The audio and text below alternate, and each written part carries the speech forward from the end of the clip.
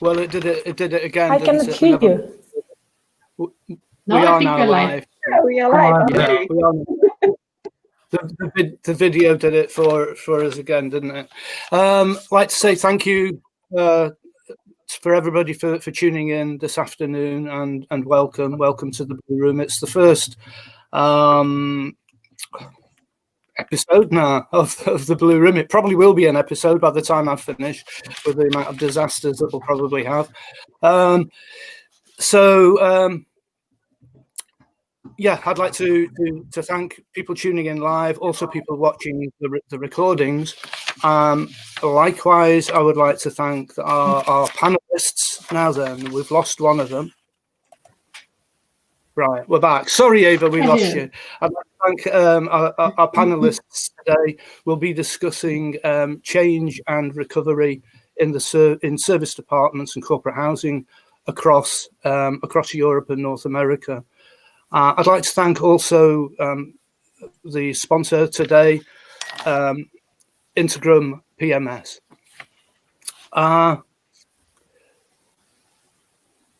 The structure today will be roughly that we'll introduce ourselves. We'll then go into what's been happening in our various countries, in the sector, in our countries, and in our businesses. So far in this, let's face it, disastrous year. We'll have a very short break where I'll run a Saba video. It's only 30 seconds, so don't dare go and make a cup of tea in the meantime, because you'll miss things otherwise. And then we'll go on to where we are right now, the challenges that we're facing, and how we can move forward, because of course that's what we all want to try to work out. So once more, thank you to the panel. We've got Yolanda. Yolanda, I've never actually pronounced your name, your surname. How you? What your? I'll kill it. Blomjaus. Yes. Blomjaus. You mean it's not Blomjaus? It's not Blomjaus? Blomjaus. I've had everything though, don't worry. Good. Yolanda Blomjaus from Situ Benelux. We've got Rebecca Nahr from My Relo Solution in Canada. Ava Martinez Marzal. Thank you. From U Stylish Barcelona in Spain. Bianca van der Zee from Apartment Service in Germany. Last not least, Jamie Masler from Corporate Housing Associates in the United States. I'm Richard Majewski from ESSA Consultancy in the UK. And yeah, let's do a quick wave. Different from wine time where we can all raise our glasses, but I'm sure in time we'll sneak an occasional glass in here, although it is far too early. Those have been the brief introductions. But may I please go around the panel, just asking for your own introductions of your businesses. So if we could start, please, with Rebecca, and then with Bianca. Yeah, Rebecca from My Relo Solution, as introduced from Richard. So we are based in Canada. We service currently Vancouver, Calgary, Toronto, Ottawa, and Montreal, and we are specialized in destination services. So anybody who is kind of relocating, either domestic or internationally. Thank you. Thank you, Rebecca. So you handle people relocating in and out of Canada, is that right? That's correct, yes. So we are looking, we are waiting, of course, that the border are opening and that the outbound is also coming to us, that Canadians are, slowly going to the United States or to other countries. But our main focus is coming to Canada. All right. Okay. Thank you. Bianca from the Apartment Service, please. Yes, I'm Bianca van der Zee. I'm Senior Consultant, Apartment Service Germany. We are a consultancy for service apartments and temporary living in Germany, focused on the region of Germany, Austria, and Switzerland. And we also have a booking platform for service apartments operators to connect them with corporate clients here in Germany. So my main task is actually issuing studies on feasibility together with Annette Gregorius, our founder, and we are really doing a lot of research work and industry and work in the industry a lot here in Germany to make service apartments even more popular than they are right now. So, yeah. Fantastic, Bianca. And you also do Sew Apart, don't you? Is that happening this year online or? Yes, like all the others, we have decided to do it in a hybrid way. So we are having a limited number of guests in Leipzig on our Sew Apart, which is a meeting point and a conference all about temporary living and new trends and facts and figures and new developments. And yes, we are meeting this year on the 11th and 12th of November again in Leipzig. 11th and 12th, you said, yeah? And you can join us. You can join us actually online this time. Your German is good enough, Richard. You will understand everything. No, that would be good. Great, thanks, Bianca. Eva and then Yolanda, please. Hi, this is Eva. And first of all, I want to say thank you for being able to participate in Blue Room. It's a new thing, but I'm sure it's going to be a success. So it's going to be first time, but the best. Secondly, this is Eva, and I'm positive and energetic person. So it's difficult to find a positive person in these times, but here you have one. And then my company, we just have short-term rental apartments. We only have in Barcelona, and we don't have that many. We have serviced apartments, and we want to take care of them. And our focus is to offer quality, but not quantity. And then we only offer for the moment in Barcelona, this city that I love, and it's a very cultural, amazing city. Where to come, even with COVID. How many properties do you have in Barcelona? We have about 70, and then we have 60 that we mainly do short term, but then we combine with corporate. So nowadays, we are mainly focusing on corporate. It looks quite a lot, but there's people that have like 500. So we still have this human touch. Yeah, exactly. Yeah, that's an interesting aspect. And I think we'll probably be coming on to that later on in the discussion. Generally speaking with that. Yolanda, please, and then Jamie. Thanks, Richard. So I'm Yolanda Blomhuis. I am country manager for the Benelux region for Situ Service Apartments. So we basically have 450,000 vetted service apartments across 116 countries, HQ being in Exeter, and I'm predominantly doing the Benelux region.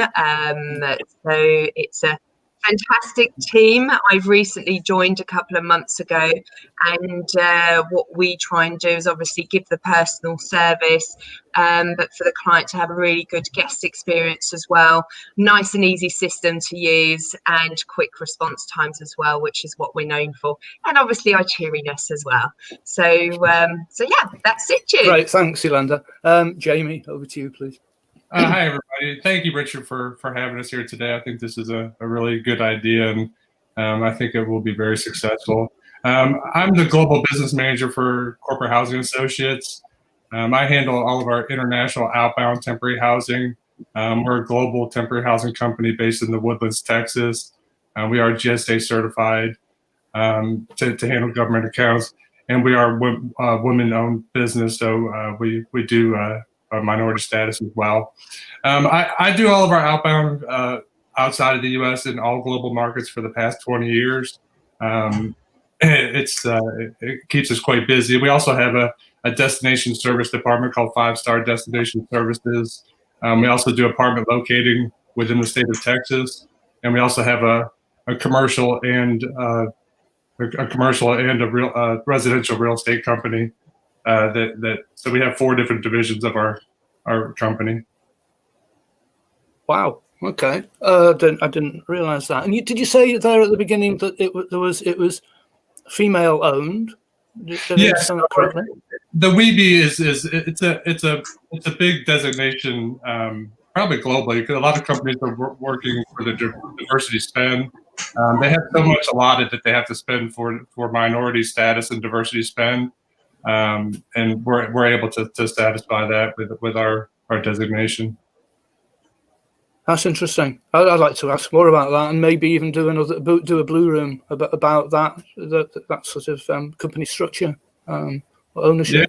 Yeah, it's a big designation here in the U.S. That along with military and disabled veteran is another big designation for your status. Right.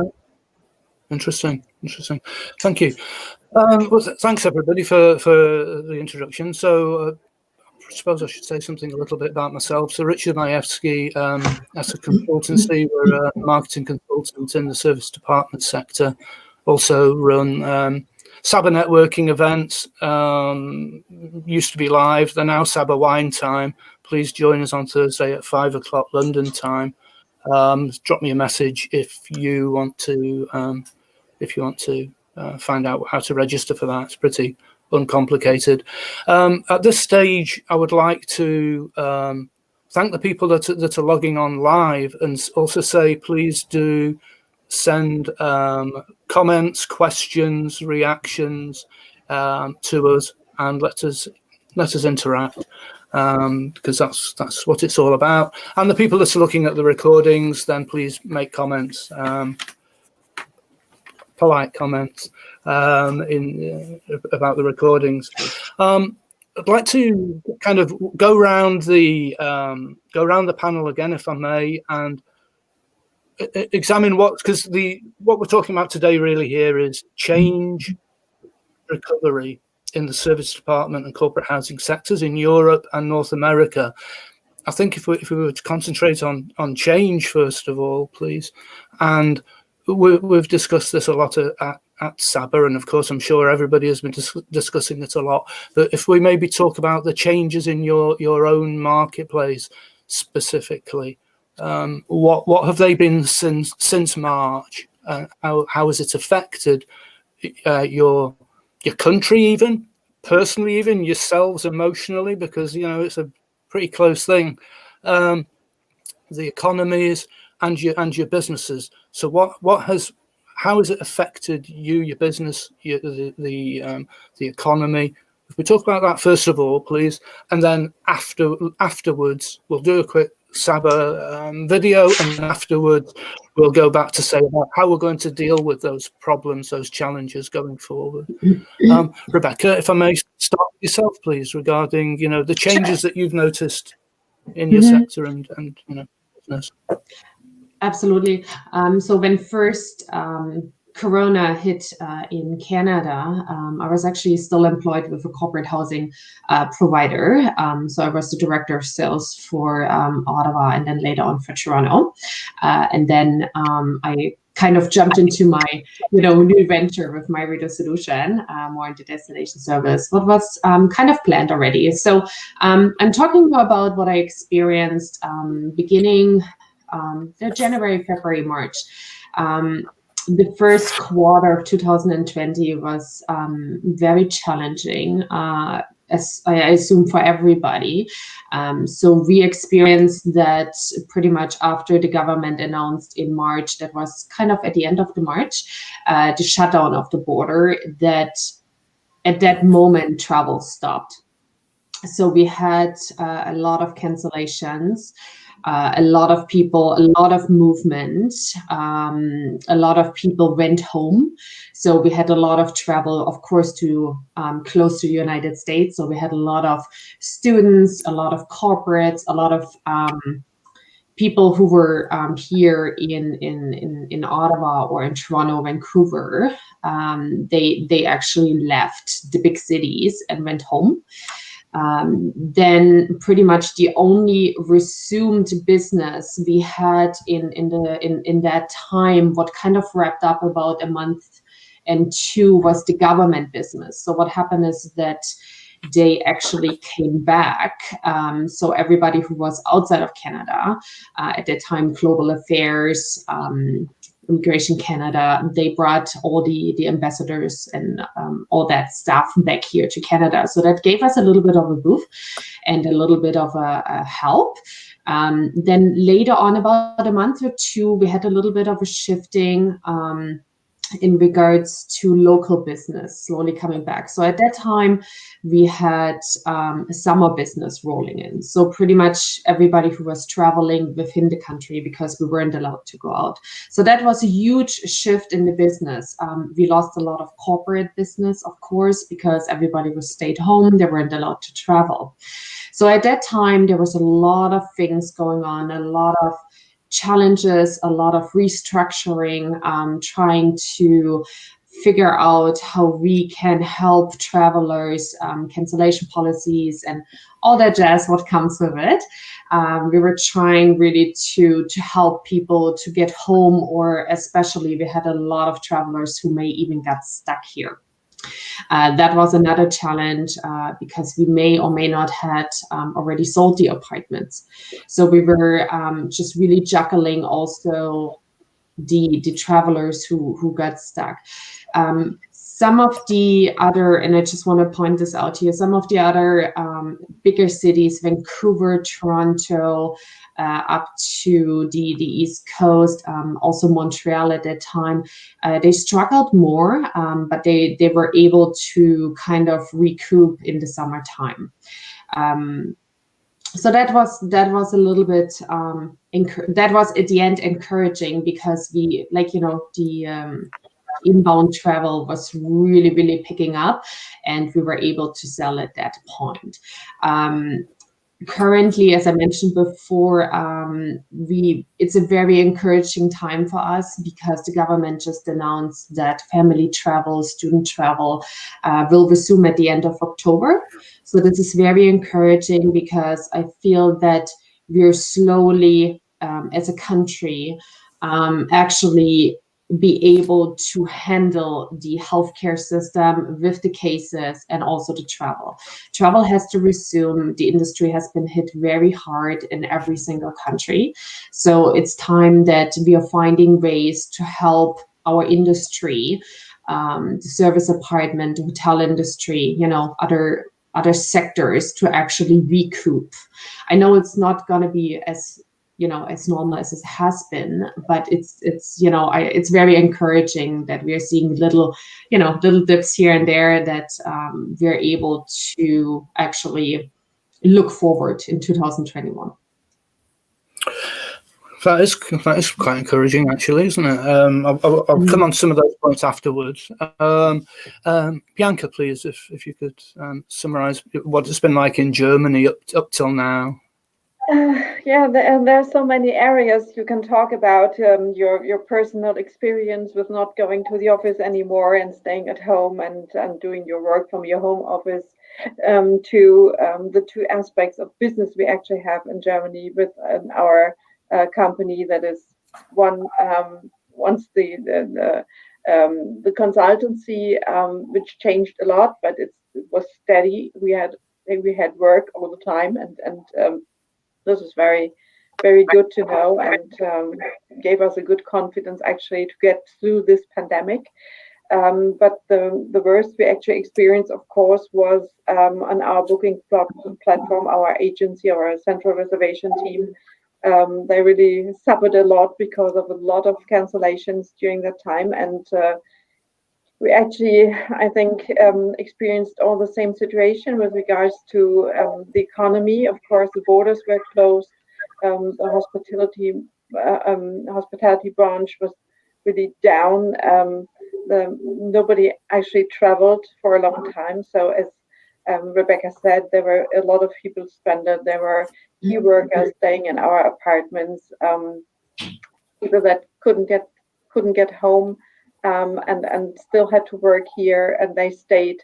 So in general, when it comes to the operators, it wasn't so bad. They were quite pessimistic in the beginning of the pandemic, but we did another survey in September now, and they were actually quite okay with it. So they have an occupancy about 64% right now. They have a good average rate, €73. Of course, RevPAR is not recovering so soon because the occupancy is not there yet, and business travel is really slow in returning. But we can see positive developments here, so we are quite positive that things will get better, but the forecasts are still it's difficult to say what will happen in winter time, especially as we have a second peak, obviously, of coronavirus in Germany. We have new regulations since yesterday. We are all a bit irritated because we're actually a federal republic, but our federal states, everyone is doing whatever they want. They can't agree. So this makes it rather difficult. And well, if you have to actually quarantine, if I would go shopping in Berlin Mitte, I actually had to quarantine because I'm in Brandenburg now, so I'm living in the suburban area of Berlin, and this is ridiculous. More or less, there will be a situation when I go to the office that I actually have to quarantine afterwards. So this is really stupid. I think, as I said, our service apartment providers are actually okay with the situation. They were lucky with their focus on long stay.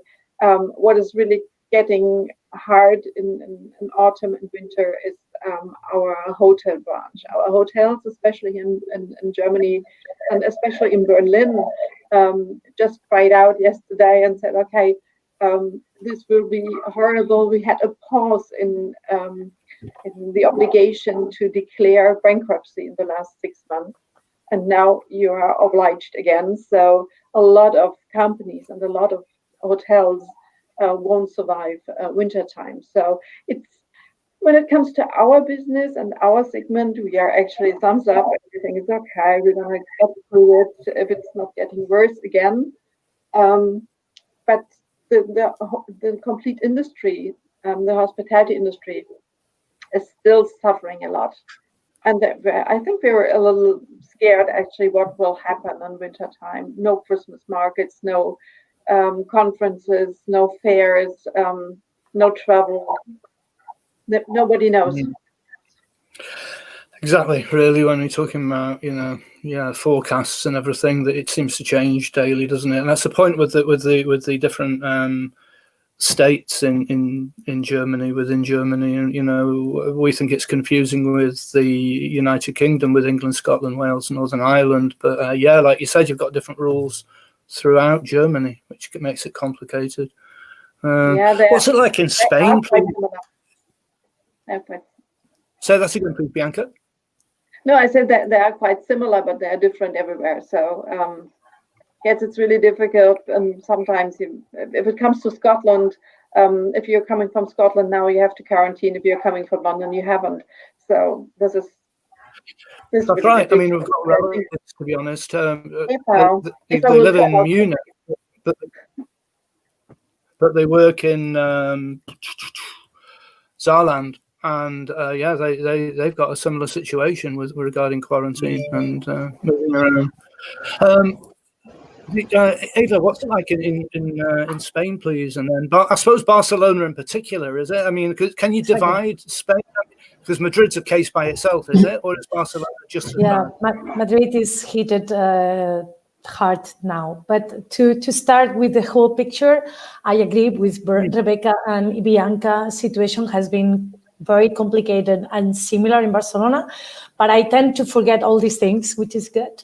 What I can say is that, yes, we had lots of cancellations. It was so complicated. Everything was changing every day.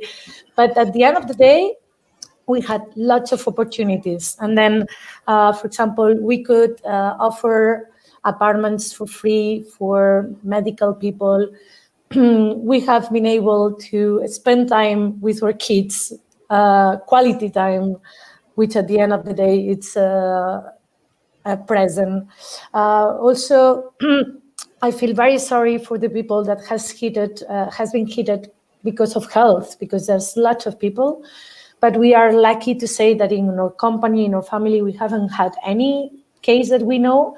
So this is positive. And this gave us the opportunity to look it in an open way. And so we have worked a lot on new protocols, cleaning, hygienic. We have adapted ourselves and learned a lot. And one of the amazing things we have done is to connect to Saba Wine Time Thursday. And this gave us the opportunity to see not only in Barcelona, but what's happening also in Germany, in Canada, and everywhere, which is amazing. And then we had many ideas, like we worked a lot with corporate, and thanks to many ideas in Saba, for example, we are looking for also contractors, which we didn't work before. This is an example of opportunities that we have had. Bianca also said they tried to do like workspaces in the apartments. And so there are so many ideas and we're working on them. Some are working better, but a little of each thing makes us have a positive and open mind towards what's happening and what will come. Also, the last but not least, I would say that Corona has impacted all of us, and I think we should all think about how we face life. And as Rebecca said, we got ready for this call after a few months, no? Why? Honestly, she said, I know it was different to put on proper makeup again after so many months being at home. Yeah, I had a good laugh this morning. My husband was like, "What's going on today?" Right, what are you doing? But then this gives us, hey, let's live in passion. I do it once, but I do it very well, and I'm going to do it slowlier and enjoy it. So this is leading us to, whenever we talk to the positive and the future, but slow travel, I would say. Done. What was that last bit? What did you say the last bit was, Eva, please? What travel? To go to slow sustainability. So I would say we get less business, but let's do it more quality. Exactly. Yeah, nice one. Okay. Yolanda, please, over to you. Thanks, Richard. So again, like everyone, we were badly hit as well. Very different things. Either extensions were done because people couldn't go home. If you looked at the Benelux region, the border between Belgium and Netherlands closed off really quickly, then within Germany, because nobody quite knew what was going on. And it seems like in the beginning, I don't know if you agree, the governments of every country, nobody quite knew what to do because nobody's ever been impacted by this. So there is a lot of clarity as well. The clarity is missing from restrictions and precautions, which sort of feels from over these last 6 months that clients are sort of looking to see what other clients are doing before they actually do something. And then you have the larger companies like Google who are encouraging the working from home until the end of the year. But then again, we also had clients who unfortunately got stuck and needed to have extensions as well. And obviously not a nice time for someone to go through. Their families are far away, their partners may be living in a different country, they don't know when they're going to see their kids. But then you also have the other side where trips are being postponed, and it sort of felt like within a week everything was either cancelled, postponed, or we were extending. This has hit every single person in the whole world, and even now, you know, we're getting stricter and stricter restrictions here in the Netherlands, and we have to wear mouth caps, then we don't, then we do. There's just a lot of clarity missing over here. And then the borders are going to be shut off, and then it's a bank holiday here. So then for one day they can't come over the border with Germany. So it's a little bit everywhere. But I have to say, the one really nice thing, I shouldn't say, but the positive that's come out of Corona is that relationship building with your clients. I actually found that a lot of clients are actually re-evaluating their travel as well, because everything is put on hold. I mean, I'm sure as salespeople, many a times been on a call going, no, don't have time right now, don't have time. And now, you know, everyone's in the same boat. It's like, how are you dealing with Corona? It's not a sales pitch, it's actually getting to know the people. And I actually really love it, because you sort of see their home, like my home over here in the Netherlands. And it gives you a little bit of an idea of the personality of that particular client. Or all of a sudden you have a little puppy come through, or a cat goes through, or children are going, Mummy, I want to be in the picture, you know, which is a little bit uncomfortable, but actually a really nice icebreaker as well.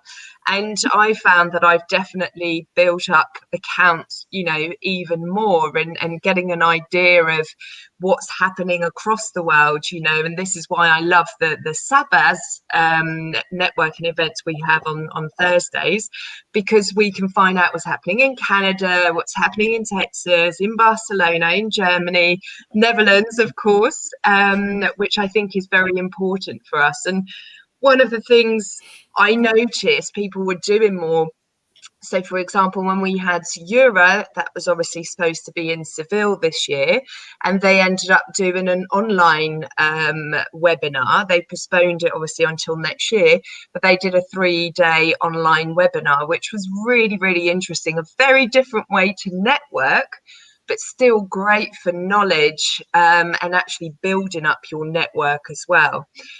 So yeah, that was pretty interesting. And obviously in the beginning as well, unfortunately, people had to be put on furlough. You know, I think some people were expecting it to be a little blip, a couple of months, but it seems like the vaccinations are much further away. We're, you know, getting involved with surveys. Some surveys are saying recovery should be 2021. We have some surveys saying 2023. You know, so I think everyone is a little bit up in the air with what's going to happen. But, you know, this is also a time for us to help each other, not necessarily see each other as competitors, but also help each other, because everyone is going through a tough time.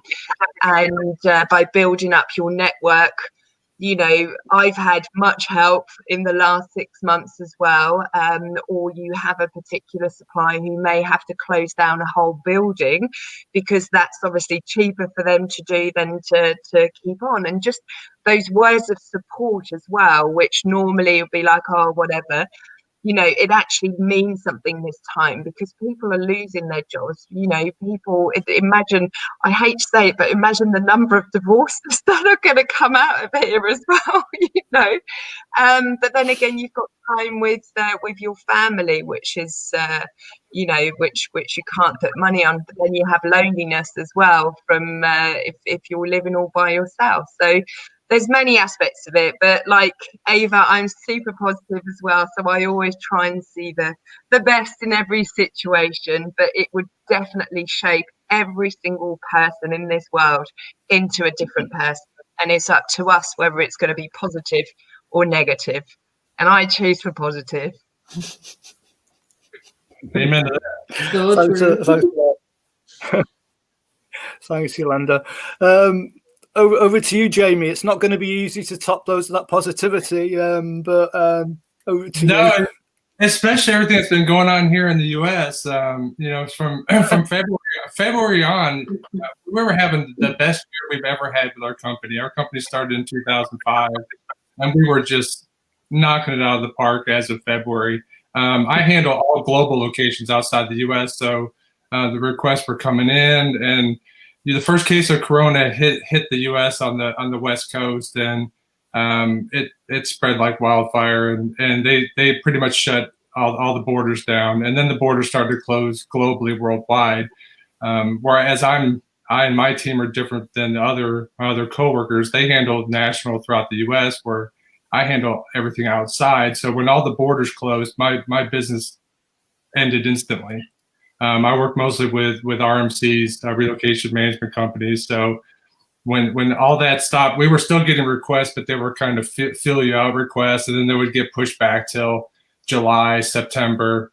They did the stimulus package here in the U.S., which was $2.5 trillion. That was a bailout for all the small companies, which saved us. We were in dire need as well as everyone else, with the hospitality industry just going in the tank. That really helped guarantee payrolls for all employees for 2 months, which gave everyone a little bit of time to breathe and see what was going on with the virus. But as things progressed inside the U.S., the borders didn't close from state to state. So when the stimulus packages and all that money was coming to fruition, and the banks were trying to dole out the money to all these different companies, the banking industry was exploding. So the requests for all the banking industries that we handle just went through the roof. So those requests for temporary housing are just coming in steady. So our domestic teams, as well as the contractors, because everything that they were doing had to be rearranged to be COVID friendly. Everything had to be spaced out. The hospitals had to space beds, they had to make new beds. So the contractors' business was increasing dramatically as well, which was helping us sustain from the loss from the corporate relocations internationally. But as time went by, we slowly started to get a feel of the virus, and I think people were weighing their options. It gave you an option to do you want to take this risk or do not, basically. So I think a lot of business travels and all the meetings that I was in with all the different RMCs basically indicated that the relocation season was going to continue, but it was just going to go later in the year. It was going to happen later, and then it was going to extend into the later in the year. Mid-November was the projection that I heard from everybody, and that seems to be the case. We've picked up. Requests are flying in for all different countries now. I think they're trying to get as much in as quick as possible. We just recently had the airline industry affected terribly, and they're trying to do a bailout for the airline industry. They just laid off, I think, 135,000 people yesterday, where President Trump came in and said, we weren't going to do another stimulus package. We're going to try and wait till after the election. But with all those layoffs, he tweeted out last night that he's going to come back to the table, and it looks like they're going to pass a $135 billion package for the airline industry and another $25 billion for guaranteeing paychecks to continue, as well as a $1,200 per person stimulus that's supposed to go out. So we're hanging in there. I'm sure inflation next year is going to be through the roof with all the printing of all this money, but we're doing well. Our destination services is really growing quickly. I, like all you other, had extensions immediately. I had people stuck in Zurich and Central America that could go back to Brazil. So the extensions happened immediately. We were getting 6-month extensions and all the people that were trapped. I had a woman in Zurich that came back to the U.S. during COVID and got trapped here in the U.S. So she had an apartment in Zurich for 6 months that she couldn't get back to. So we basically had to go in. We had to get all our important documents that she needed and have them all shipped back to the U.S. and as much as we could have shipped back. We couldn't ship back any of her makeup. You can't. and apparently she had about $2,000 worth of makeup. Yeah, because I was like, well, maybe your company will reimburse you for the makeup. She's like, you don't understand. But that we had a company come in and move everything they could, and then we had a second company come in and try to get her personal belongings. But we ended up having her pack up everything, and her coworker took it. We did have our first case of COVID this week in one of our international apartments. So I was able to go through the whole process of quarantine, what that entails, and actually put it into effect. So I think that was really, really positive for our company to actually go through experience. Although it was horrible that one of our guests contracted COVID, we were able to go through the whole process, and it was very tight. Everything we had got together and had meetings about for the past 2 months, everything worked like clockwork. So I think it's a testament to being proactive and being prepared. But everything's looking very positive now. I like you guys, a very positive, half full, half glass full type of guy. So I like to keep positive. And I told you, Richard, that the sports would be the first thing back. Yeah.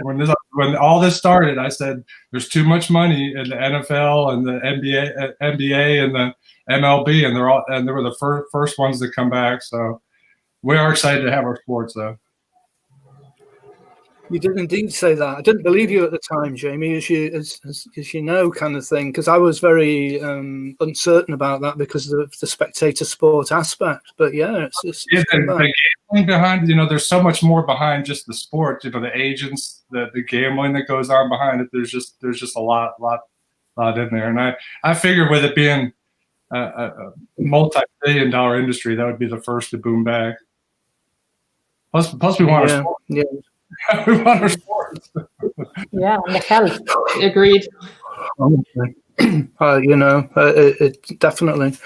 Thank you very much, everyone. That's very, very interesting, and I think that probably one of the things we can get from all of that is how it's almost a universal experience globally. That we've all been going through such similar experiences. And if I were to briefly comment on the UK, it did hit us really as a shock at the beginning.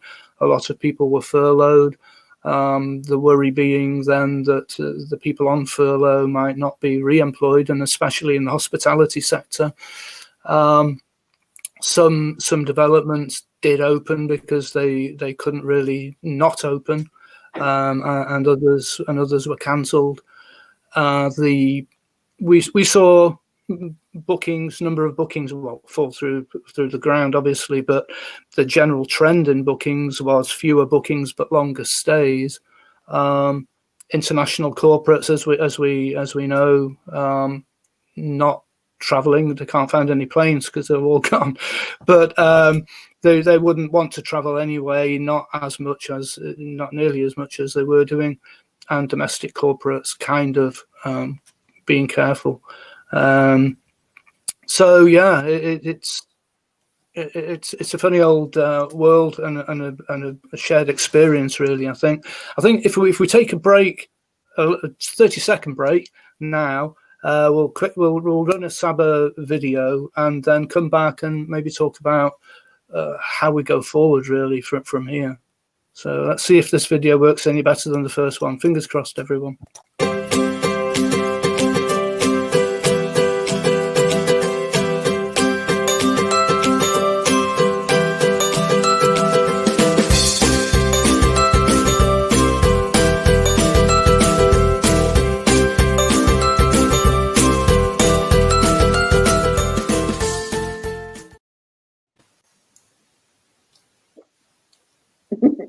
It was good. That was quick. Yes. Yeah. Yeah. I couldn't find my space. I was looking for my face. You must have been there somewhere, Eva. It should. Did it actually run? Was it visible? Yeah. I didn't see it. Yeah, it was nice. I see it. I saw it. Yeah. It wasn't 30 seconds.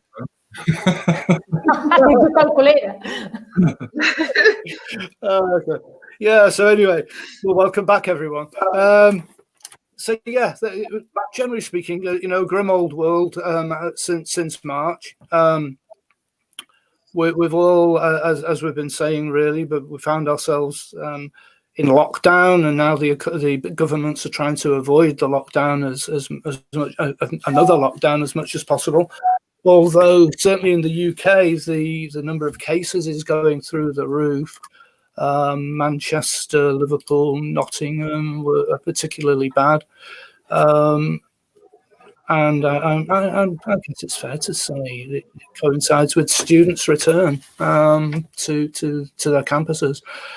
Research was saying that the return of the children to school actually didn't have any significant effect. I don't know how they measured that one, but yeah, I mean, then what do we do going forward, and what's the main issue? I think for so we've seen this a situation. I hate that word pivot, so I'm going to try not to use it, but we've seen a pivot from corporates to contractors, and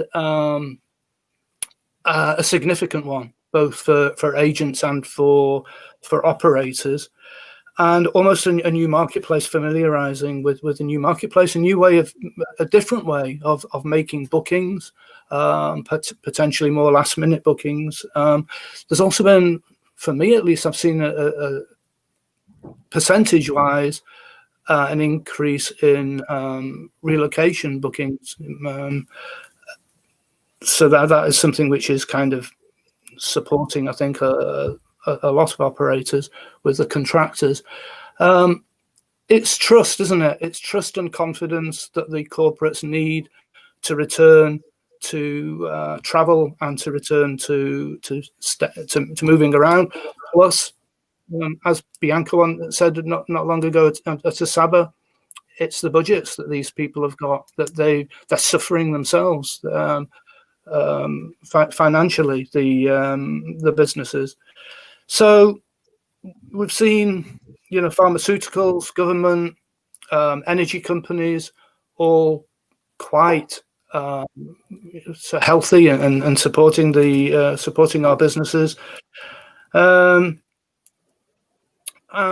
just generally, we need to build up the trust, sanitation in the properties, the opportunity or ability to physically distance from each other. And we're very lucky, I think, that we have a business model, an accommodation model that we are working with, which is perhaps has an advantage over hotels. I don't mean this in any unkind way about the hotel sector, but we can offer a distancing opportunity, which, whilst our businesses might not have the marketing clout that the big brands have to advertise the safety of the sanitation, we can offer a product that is obviously allows that social distancing. There's been a move as well, I think, hasn't there, to encourage how we can encourage guests to return with being more flexible with cancellation policies. Let's come on to that, actually, because Jamie, I think it was last week or the week before, you mentioned a kind of a 0 day or a zero cancellation policy, almost expectation with some guests. And I suppose what Yolanda can relate to a lot right now is she's worried, is increase in pet friendly. The last 2 bookings that I've taken from accommodation that's a run is they've wanted pets in the accommodation, so that's been a real increase. So yeah, I don't know. Should we go through around the panel and saying really how you feel that you maybe 1 point, 2 points on where you feel that you as a business would home in to do as well as possible in the coming months. The opportunities that are there, because as a panel have said, really, there are great opportunities that exist with all these downs, with all the situation that we're in. I think there's a bit of a trade-off, Richard, with the landlords, mortgages, financing to vehicles. All those different areas have been quite lenient with payments. The landlords, mortgages, they're giving mortgage free for like 4 months. where people don't pay mortgages. They're doing several months on car notes and loans. But what happens when we get into the next year when that forgiveness is not forgiven anymore? When mortgages are starting to come due, landlords are wanting their rent, tenants aren't able to pay, but they're not guaranteeing their rent anymore, where they can't be evicted. So I think the next quarter could be quite challenging in that aspect. But the increase in the business is definitely a plus. So it'll make up for a lot. But I'm kind of curious in the aspect in the first quarter what those three things will take its toll on people. Yeah, that's right. Things coming back to roost, really, aren't they? Same with the loans. We had landlords that dipped their rents for us for a couple months, but at some point that's going to end, and I have a feeling the first quarter is going to be where a lot of that's going to end.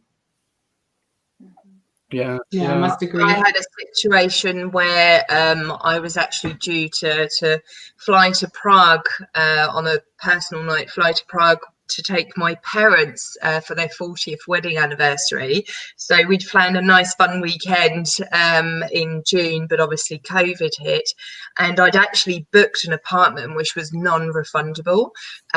So I was thinking, oh my goodness, quite a large amount that you're not going to get back. And I was really pleasantly surprised by the supplier being so flexible, going, look, we can't obviously refund you, but we can change your date to, end of the year or next year. So hopefully, to be safe, I waited a year. So I'm hoping by that time, Karina will have gone. But then if I look at the airline, I booked with Czech Airlines and nothing. Just don't know what is going on. So now and then you'll get an email saying it's still in process. We'll see how it goes.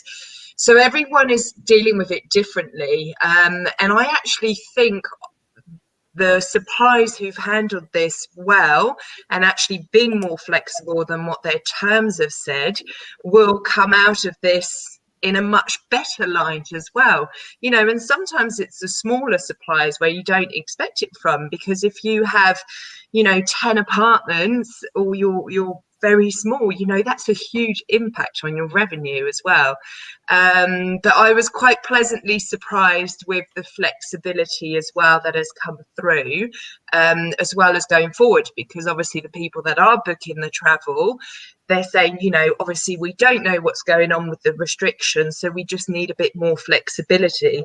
I haven't had the flexible 24 hours, but sort of 7 days is what my clients are asking for, which suppliers have been really good with, to be honest, because it's better to have some business than nothing at all. So I really, really hope we don't get a second lockdown. Because things are looking up, the requests are coming in, but I noticed that sometimes it's a bit of a longer lead period, and the length of stay is longer as well.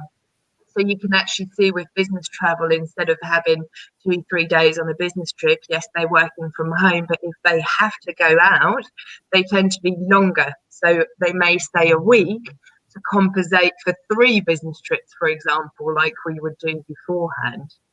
And we're getting more requests for more bedrooms because they're working from home, so they want that second bedroom, a study or an office. Yeah. In general, I would say as a final operator, the services, we doing the same, Yolanda. We get the confidence of the customer. We give the flexibility. It's true that it affects a lot our revenue and our business, but long term, we have the customer forever. And as you say, we offer, second room. We can have the pet. We can have the kids. So it's a family thing, because most of the people now is just thinking, and hopefully this will come soon, as you are saying, recovery is coming and people is flying and still fine. So we hope that this keeps on going further, and then people has the confidence to come. And what they are looking for is not only a place where to sleep, a place where to live, where to work, where to share, and also then a place where they can move around. So I completely agree. Cancellation has come down or even 100% flexible, because at the end of the day, and we were very afraid not to change that, but we have changed it to 0. And yeah, people doesn't cancel because of no reason.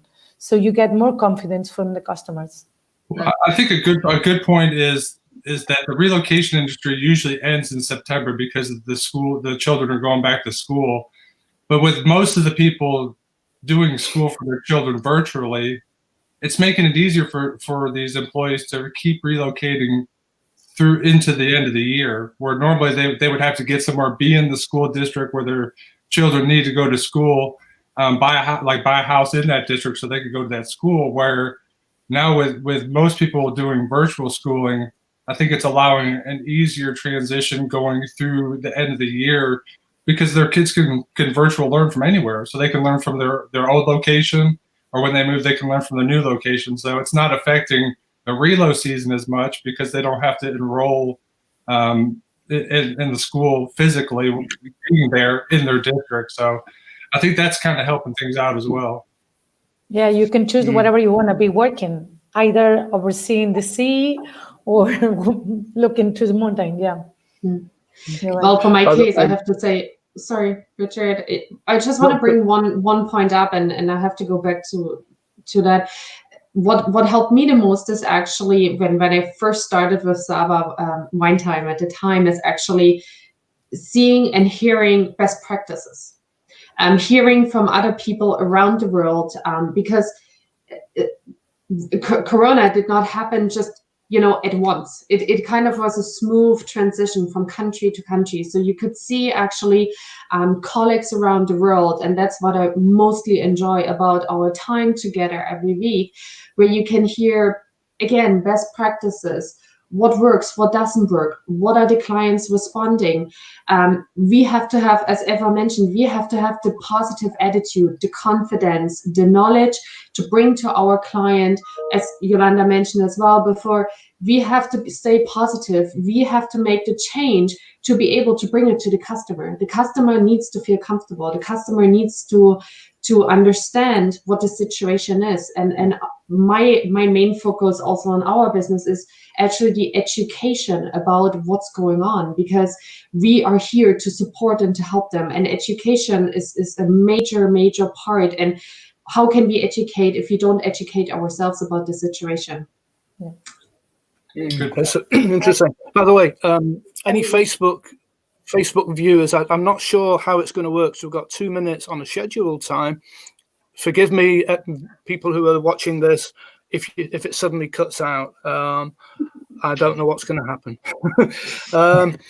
Right. So yeah, that's very interesting. We're getting a lot closer to the guests. We're talking about the offices, families, larger units being demanded. And early on in the COVID crisis, and I think it was yourself, Yolanda, that you highlighted this kind of approach towards dealing with the clients as being kind of a softer approach, is keeping in touch with people, really. And I think that end-to-end service as well that somebody mentioned, and you did today, Eva, a kind of like that slow travel approach that you mentioned, where we're just being a lot more perhaps attentive. And it makes me wonder then the impact that it will have on the OTAs there, and people love them, but they provide a service.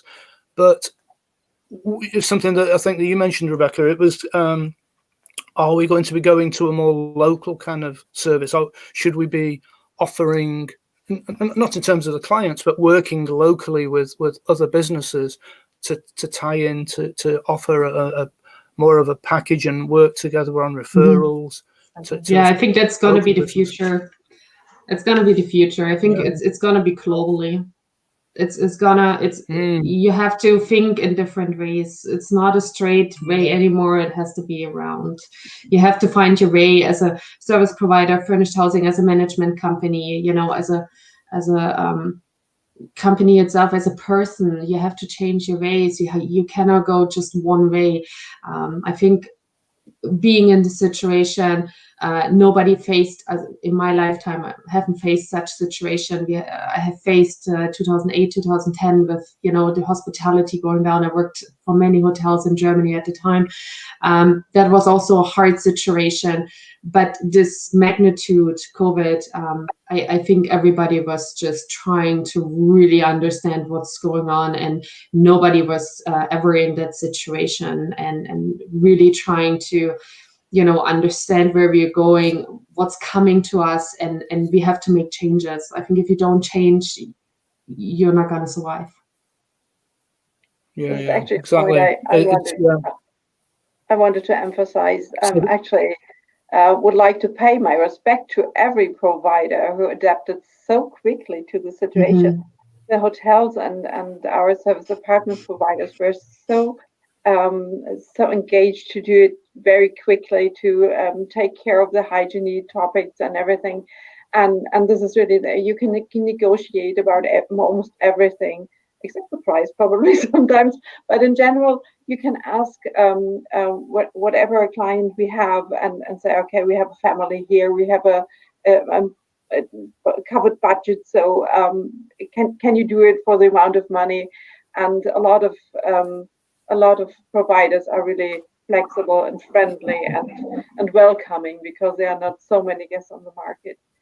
So in general, I think we have a change of concepts probably. We are talking about a lot of contactless check-ins, contactless bookings, apps we use as a key, and all these things. So there is a change in our market and our concepts. And this is really an important aspect, because now we are dealing with a situation that came as a crisis, but it probably will stay. We never know if it goes away or if it will stay. So for now, we are looking for solutions, and I think they were really flexible with small breakfast baskets. Especially the breakfast is not something that's so usual in an apartment with service where you can cook and prepare your breakfast for yourself. But a lot of apart hotels are just having smaller buffets, or they create plates, and you can. So they found solutions, and this is the most important thing. Like you said, we adapt and we come out of it probably a little better than we were before, a little different. And exactly, this is quite good. I actually had a really interesting one when I went away to Maastricht, which is south of Holland. I actually stayed in an apartment where they put a sticker on the door which says you are the first to enter the room following a deep clean. So unless you open the door, that's when it rips. So you are the last person to have actually gone in there, which really does help people. And you were just talking about the buffet, the breakfast side of things, Bianca, and this, they did brilliantly, because you had to book specific times. You had to wear gloves. You could only go to certain sectors of of the breakfast area. You're seated 2 tables away from each other. I mean, it's very clever, and it is going to be the new normal, in my opinion. And this is probably going to sound awful, but I actually quite enjoy having personal space, now with all of the restrictions of 1.5 meters and 2 meters. So I think it does bring its perks as well, which probably I shouldn't say, but I definitely I think we'll be seeing this for a long time. Yeah, me too. Yeah, interesting. Sorry, Jamie, go on. I was just going to say, has anyone else had the insurance type of insurance industry work take off this year? Here in the U.S., we've had unprecedented storms. We're on the second. We've passed the alphabet for the hurricanes, and now we're on to Delta's coming into shore tomorrow, and it was the fastest growing storm in history. It went from a tropical storm to a Category 4 in 20 hours, which is unheard of, 140-mile-an-hour wind. So we've had through the alphabet. Now we're going through the second round. We're on Delta, but poor Louisiana and Texas, they're just getting riddled. But we've just had, with the fires in California and Portland, I mean, thousands and thousands of acres burning.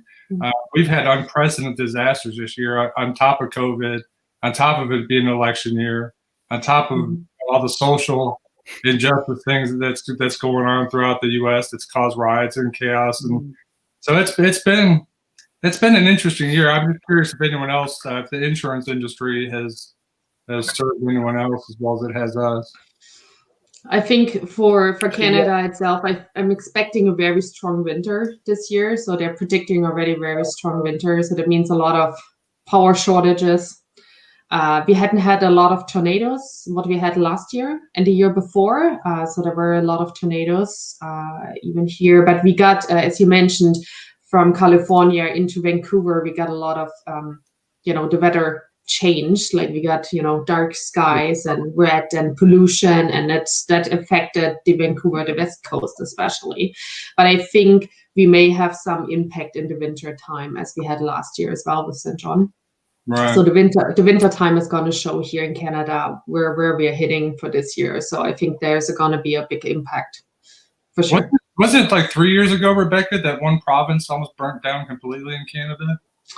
Yeah, BC. Fort McMurray up there, Fort McMurray. And then we had also not just that, we had also the tornadoes. And I have to say for Ottawa, where I live currently, we had in September, we had tornado, I think 4 of them. And I was with my dog in the dog park at the time, so I got really scared. And then we heard in the radio when we drove away from it, we heard the sirens, and we saw the tornado on the other side of the river in Gatineau, where it really, really hit hard. And the day after, I think we did not sleep. I think my office did not sleep for 2 weeks. We were so bombarded with requests because they had to relocate. And I had a client, my last client at the time when it hit them really hard, I think they left over a year ago. Oh, wow. Means it took them over a year even to get contractors, and especially because it hit in the fall, because all the construction was delayed due to the winter, because they cannot build in the winter. It's too harsh. It's like -40. There is no way they can build. So it's really challenging. So it took them almost over a year, almost a year and a half to actually get into the house. It hasn't been finished. Like the house was literally not even been finished. But they moved back because it was easier for them. But that was hard for a lot of people, for a lot of families at the time in Fort McMurray up there and other areas. Yeah, when it hits hard here, it hits hard. Talking about the rainfall, the storms and everything, we a couple of years ago, I think it was, we introduced it into the UK. But we don't have those kind of things like hurricanes. So we've got to, with typical British understatement, we do stuff like, rather heavy rainfall. And I think we're on to like rather heavy rainfall Matthew or something like that. Now,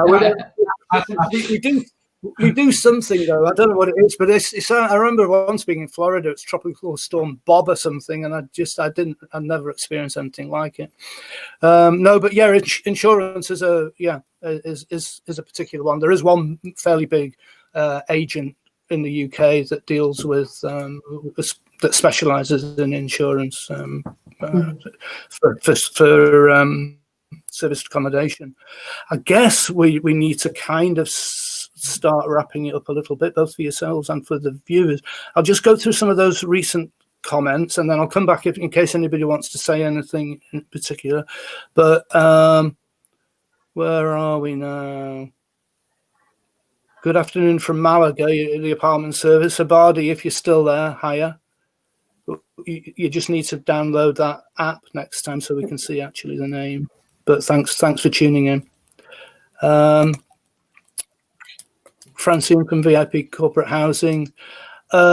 Basically, Francine, you're right. There was a common experience, and it seems to be the overriding kind of deduction here. And Francine's awesome. I see Francine at every webinar. So you talk about one of the really great corporate housing executives that's in on everything. Francine's in on everything. So thank you, Francine. Good one. Thank you. And then another one that came out of Facebook again. If we use the app, then, or I think you have to kind of give approval to Facebook to access StreamYard. But thank you for that very optimistic message, which matches our panel really, which is it is a challenge, but if we work together, then we can crack it. So I'm going to try something now, which by the way, before I do this, does anybody want to say anything else, comment on anything? Well, thanks for having us, Richard. Appreciate it. It felt like around the kitchen table, So the hour went like this. Right, I'm going to take everybody off the. I'll take people off the stage and then put you back on one by one, just to give a kind of a farewell opportunity to say farewell. I don't know if this will work at all. Just a minute. So there you go, Eva. Well, I would like to say thank you. Thank you to yourself. Thank you to everyone who are now backstage. Can you hear me backstage actually still? I do. No, I don't know the others. Eva, if you want to do a final wave. Just thank you so much for the opportunity. There's lots to talk. At Saba Wine Time, we talk a lot about all these things, insurance, type of regulations, what governments are doing. So it's so interesting. In an hour, we cannot touch all the subjects, but it's true that we have to face the future. And even if COVID stays forever or whatever other situations, as Bianca said, we are quick reacting, and it's amazing that we can all help each other to overcome it. Thank you so much. Yeah. Oh, thank you, Eva. That's very good. Thank you. So, Rebecca, over to you just for a final spotlight and wave and any final comments. I heard you in the background, in the back room. Just as a feedback. Yes, we did. I just want to say thank you also for organizing this event, and of course DiSaba. I learned a lot, as I mentioned before. I really like the educational part, because that's very important to me. I think that we all have to learn. It's different times, new times, and as Yolanda mentioned before, I really like to stay positive, and hopefully we can turn things around for next year. Thank you, Rebecca. Thank you very much.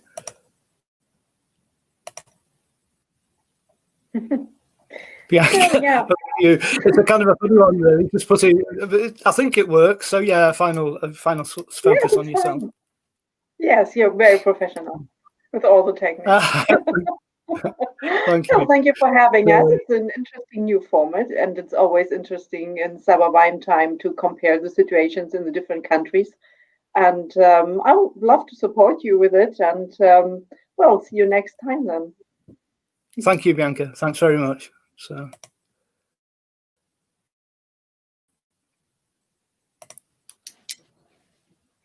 Well, thank you, Richard. I really appreciate you're on the stage. Yeah, no, I really enjoy Saba Wine Time every Thursday afternoon. I think it really shows insights to what's going on around the world. Since I handle everything outside of the U.S., I can get a feel for what's going on in different countries. I also like the camaraderie from the service department industry. It's great people, and it's always a positive thing to join, and I always leave with some knowledge and feeling better about the day and the foreseeable future. And that's it, isn't it, really? Thanks, Jamie, for that. And that's it, really, isn't it? Because it's been a hard hit, and just to feel better, then we can serve all of our respective businesses better. So yes. Yeah, indeed. All right, thanks for that. Just yeah.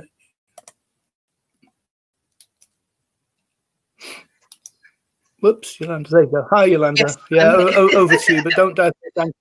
I didn't mean this focus as being people saying thank you to me, so it's embarrassing like crazy. So don't. No, it's been really, really good. So it's been a very successful first Blue Room. Excited to have been part of it. So thank you very much for organising it and inviting me to be a speaker. And again, you know, this is an extension of Saba wine nights on a Thursday late afternoon. So definitely worth going on those. You know, really good to see what's going on across the whole world, to be honest with you. It's so nice that, you know, we have Rebecca from Canada and obviously Jamie from Texas being able to come in as well. So finding out a bit about that, because you never know when a company extends itself across the world. So it's good to know beforehand, but it's been amazing. And obviously if anyone listening wants to be a supplier for situ service apartments, please do send me a request on LinkedIn, Yolanda Blomjaus, and then we can connect. And the same for any clients who are looking for accommodation worldwide. So thank you, Richard. It's been amazing. No, exactly, indeed. And I'd like to kind of support that by saying, so obviously Situ and Yolanda, and then all the other panelists, please make contact with them. I will just bring them, in fact, all back onto the stage for a final cheerio. And then hang on. You should continue the wine time at the end. Just talk about it. You're ready. Just skipping the water, you know. Love your big cup of coffee, Jamie. It's 9:17 a.m. It's 9 in the morning. Okay. I would like to say so thank you, by the way, Sarah and Francine, for your comments just now, and really appreciate your time. Thank you very much for all the panelists again, and hopefully we'll meet again on some of these Blue Rooms. But thank you for supporting the first Blue Room. The years and years ago, there was some research that I read regarding public speaking, and that people fear it more than death. And I was in that. I was like that before this, because although we did the Zoom on with Saba Wine Time, I wasn't quite sure how this was going to go, and so I'll feel a little bit more confident next time round. And so thank you for your own contributions that all make me feel confident going forward with this. So let's do a final wave to the people watching on the recordings as well, and thank you once more. Bye bye. Okay. Thank you so Bye. much. Bye, everyone. Bye. Thank you.